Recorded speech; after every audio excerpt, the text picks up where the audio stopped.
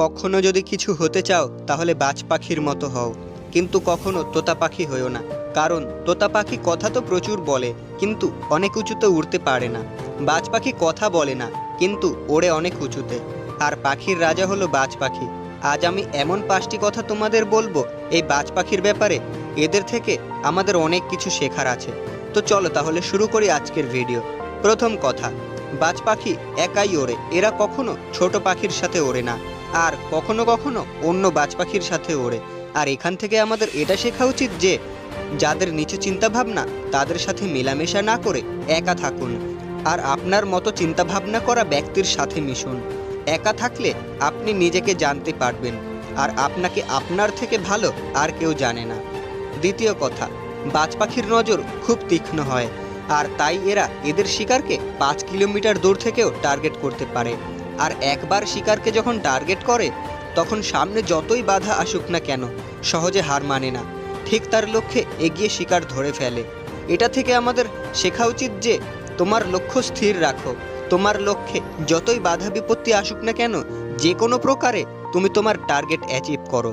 তৃতীয় কথা, বাজ পাখি কখনোই মরা প্রাণীকে খায় না, তারা সবসময় জ্যান্ত প্রাণী শিকার করে খায়। এই থেকে আমাদের এটা শেখা উচিত যে তোমার অতীতের চিন্তাভাবনাগুলোকে মেরে ফেলো। তোমার জীবনের সেই পুরনো স্মৃতিগুলো যা তোমাকে ভীষণ কষ্ট দেয় সেগুলোকে সেখানেই রাখো যেখানে তার জায়গা। আর তোমার পাস্টের ঘটনাগুলোকে প্রেজেন্টে না টানাই উচিত, কারণ প্রেজেন্টে আনলে এটা শুধুমাত্র তোমার লক্ষ্য ভ্রষ্ট করবে। বাকিটা তুমি নিজেও জানো। আর ওই বাজ পাখির কথা মনে করো যে কিনা খিদের যন্ত্রণায় মরে গেলেও মরা প্রাণী কখনোই খায় না। ঠিক তেমনি তোমরা তোমার অতীতের কষ্টগুলো যতই বেদনাদায়ক হোক না কেন তাকে মেরে ফেলো।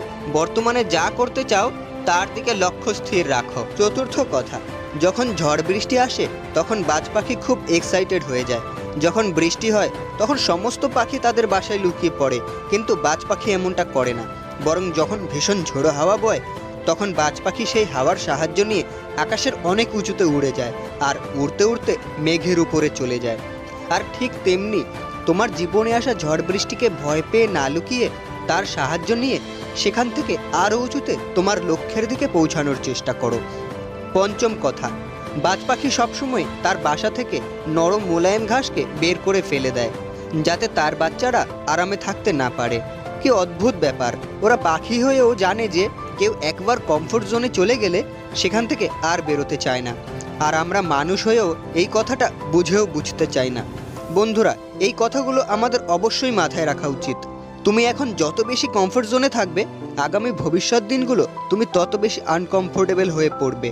তাই সময় থাকতে তুমি তোমার কমফোর্ট জোন থেকে বেরিয়ে আসো। বন্ধুরা, কথাগুলো ভালো লাগলে ভিডিওটিকে একটি লাইক করে সাবস্ক্রাইব করুন এরকমই ভিডিও পেতে। তো গাইস, দেখা হচ্ছে নেক্সট ভিডিওতে। ভালো থাকবেন, ধন্যবাদ।